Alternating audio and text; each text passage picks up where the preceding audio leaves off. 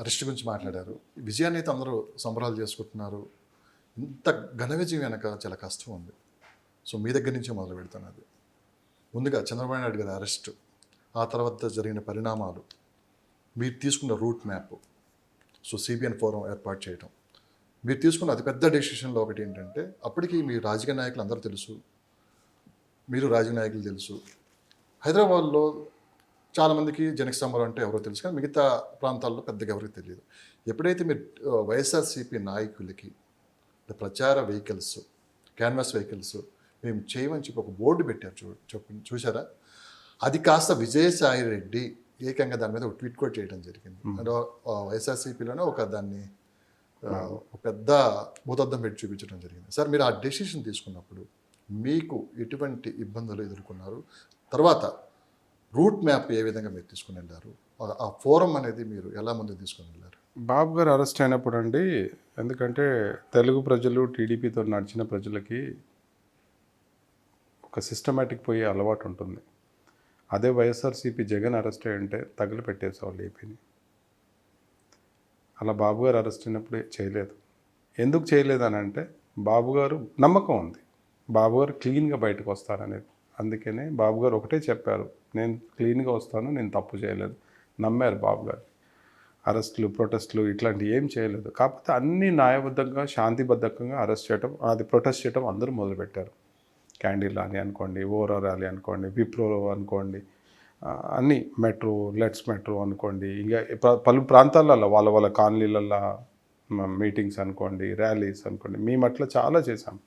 ఆ చేసే టైంలోనే ఇక్కడ ఆ రోజున్న ప్రభుత్వం బీఆర్ఎస్, ఆ రోజు కేటీఆర్ కూడా కొన్ని వ్యాఖ్యలు చేయటం, సో ఆ కార్యక్రమాలు కూడా అడ్డుకునే ప్రయత్నం చేయటం చాలా చేశారు. అధిగమించి మీరు మళ్ళీ అతిపెద్ద సభ, హైదరాబాద్ చరిత్రలోనే అతిపెద్ద సభ, ఐటీ ఎంప్లాయీస్ తోటి గ్రాట్యుటూడ్ ఈవెంట్, అదొక 50,000 మందితో జరిగిందండి. అది పార్టీ జెండా లేకుండా ఒక పబ్లిక్ బాబు గారి ఫోటో మీద 50,000 మంది రావటం అనేది చిన్న విషయం కాదండి. అది సరిగ్గా అదే టైంలో ఆంధ్రప్రదేశ్లో టర్నింగ్ పాయింట్ అనుకోవచ్చు. ప్రతి ఒక్కళ్ళు తమ బాధ్యతగా బయటకు వచ్చి పోరాటాలు చేశారు.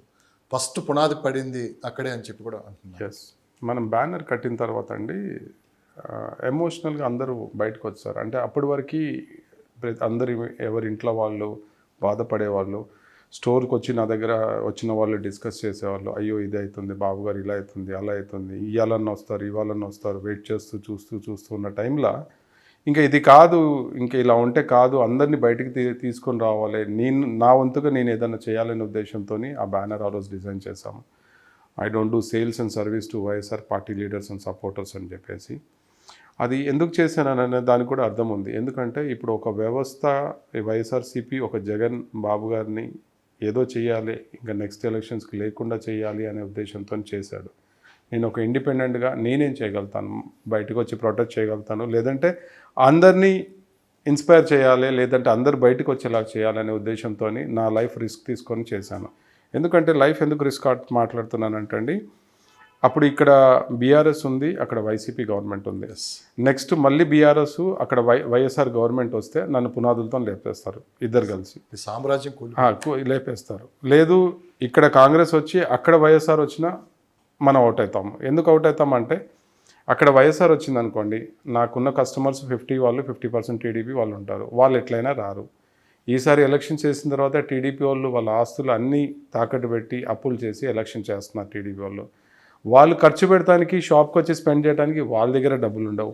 ఇటు వీళ్ళు రాక అటు వాళ్ళు రాక రెండు విధాలుగా డ్యామేజ్ అయ్యేది. ఏం సార్ ధైర్యం ఏంటి మీకు? అదృష్టం కొద్ది ఏంటంటే మంచి జరిగేది ఉంది, ప్రకృతి కూడా సహకరించింది, నేచర్ కూడా సపోర్ట్ చేసింది. ఇక్కడ కాంగ్రెస్ వచ్చింది, అక్కడ టీడీపీ వచ్చింది. సో లక్కీలీ మనం సేవ్ అయిపోయినాం. లేదు అని అంటే ఇంకా అది ఎంత. మీ ఫ్రెండ్స్ కూడా చాలా మంది వద్దు అలా చేయొద్దు అని చెప్పి కూడా చాలా వరకు ఆపే ప్రయత్నం చేశారన్నారు అందరూ. ఇనిషియల్గా నేను చెప్పినప్పుడు అందరూ అదే చెప్పారండి. తర్వాత నేను పలు విధాలుగా పలు రకాలుగా ప్రయత్నించినప్పుడు అప్పుడు first inspiration like TV5 Ravi గారు, నాయుడు గారు అబ్బాయి ఎండి గారు నాకు, సరే మరి ఒక పని చేద్దాము, ఏదైతే బెయిల్ వచ్చేలాగా ఉంది, బెయిల్ ఒకవేళ రాకపోతే పెడుతూ, కానీ దానికి ఏదైనా ఉంటే నేను ఉన్నాను వెనకాల అని చెప్పి ధైర్యం చెప్పటం, అలా ముందుకు తీసుకెళ్ళాను. ముందుకు తీసుకెళ్ళిన తర్వాత దాని తర్వాత ఇంకా నా ఆలోచనకి రవి గారు సపోర్ట్ చేయటము అలా ముందుకు తీసుకెళ్లారు. అలా ముందుకు తీసుకెళ్ళిన తర్వాత బ్యానర్ కట్టాను. తర్వాత అది అంత సెన్సేషన్ అయితే నేను అనుకోలేదు. ఎందుకంటే నా దగ్గరకు వచ్చే కస్టమర్లు ఒక 100 మంది ఇన్స్పైర్ అవుతారు. వాళ్ళు అంటే నా ఉద్దేశం ఏంటంటే అండి, నేను ఆ విధంగా ప్రొటెస్ట్ చేస్తున్నాను. మీరు మీకు తోచిన విధంగా చేయండి, మీ ప్రాంతంలో మీరు తోచిన విధంగా చేయండి అనేది నా ఆలోచన. అలా చేస్తూ చేస్తూ చేస్తూ ఇంకా పలు రకాలుగా చేశాము.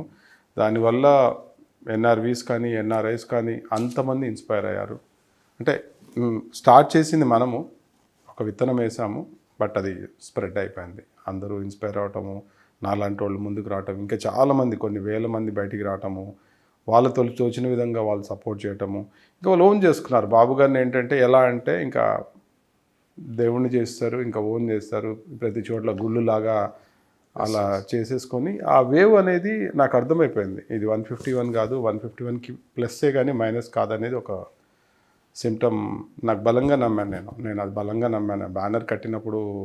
ఎందుకంటే నేను ఆ బ్యానర్ కట్టినప్పటి నుంచి నేను ఒక్క అడుగు వేస్తే నాకు 10 మెట్ల నిత్యం దొరికేది. ఎందుకంటే ఆ పేరులో ఉన్న బలం. ఎందుకంటే సిబిఎన్ ఫోరం అని పెట్టినప్పుడు బి ఫర్ బాబు గారి బొమ్మ ఉంటుంది, ఎన్ ఫోరం అని ఉంటుంది. చరిత్రలో అదృష్టం మనకే దక్కింది. సిబిఎన్ ఫోరంలో బాబు గారి బొమ్మ పెట్టేది. బాబు గారి పేర్లో బొమ్మ పెట్టే అదృష్టం ఎవరికి దక్కలేదు. అది అలా ఏమైందంటే ప్రతిదీ ఒక అడుగు వేస్తే 10 అడుగులు నిత్యం దొరకటం వల్ల నేను ఒకటే బలంగా నమ్మేవాళ్ళం. అంత ఫోర్స్ మనకి సపోర్ట్ వస్తుందని అంటే ఏదో జరిగేది ఉంది, ఏదో అద్భుతం జరిగేది ఉంది దృఢంగా నమ్మాము. ఇంకొక అదృష్టం కూడా ఉంది ఇక్కడ మీకు. ఎన్నికల ప్రచారంలో మొదటి స్టెప్ మీదే. ఎందుకంటే మొదటి కారు కూడా మీరు క్యాన్వాస్ వెహికల్ అయితే మీరే డిజైన్ చేసింది. టాప్ సెలబ్రిటీస్ బాలకృష్ణ గారు కావచ్చు, చాలామంది, పవన్ కళ్యాణ్ గారికి చేసాము, చంద్రబాబు గారికి ఇప్పుడు ల్యాండ్ క్రూజర్ చేసాము, స్పెషల్గా డిజైన్ చేసి ఇచ్చాము.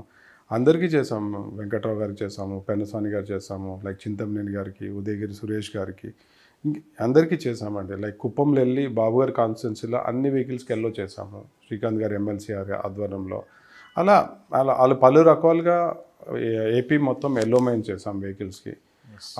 మనం ఎంతవరకు చేసామనేది తర్వాత అండి. ఆ వెహికల్స్ చూసి చింతమనేని గారి ఎగ్జాంపుల్లో వెహికల్స్ చూసి వాళ్ళ ఫాలోవర్స్ అంతా టాప్ ఎల్లో చేసుకున్నారు. అలా ఏంటంటే మనం ఏం చేసామంటే ఒక విత్తనం నాటితే ఆ విత్తనం అలా స్ప్రెడ్ అయిందండి. అంటే వాళ్ళు ఇప్పుడు ఎలక్షన్ దానికి ఎగ్జాంపుల్, ఓటర్ది రిజిస్ట్రేషన్ మనం ప్రజెంటేషన్, పవర్ పాయింట్ ప్రజెంటేషన్ చేసి ఎలా చేసుకోవాలనేది ఒక ఈవెంట్ చేసాం మనం.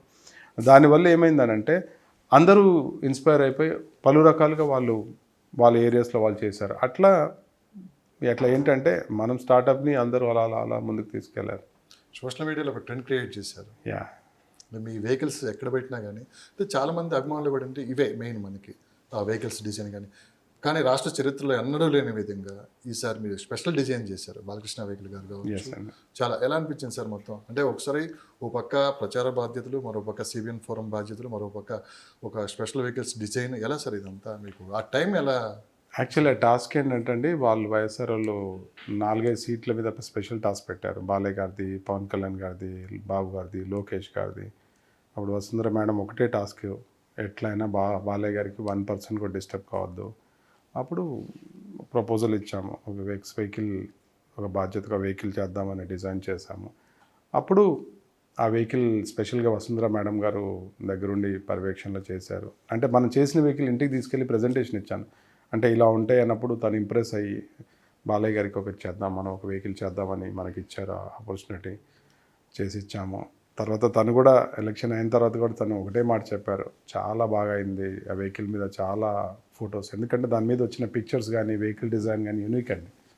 అలా ఎప్పుడు ఎవరు చేయలేరు. మాస్గా ఉండదు, క్లాస్గా ఉంటుంది. వెహికల్ దగ్గరికి వెళ్ళి ఫొటోస్ దిగేలాగా ఉంటుంది.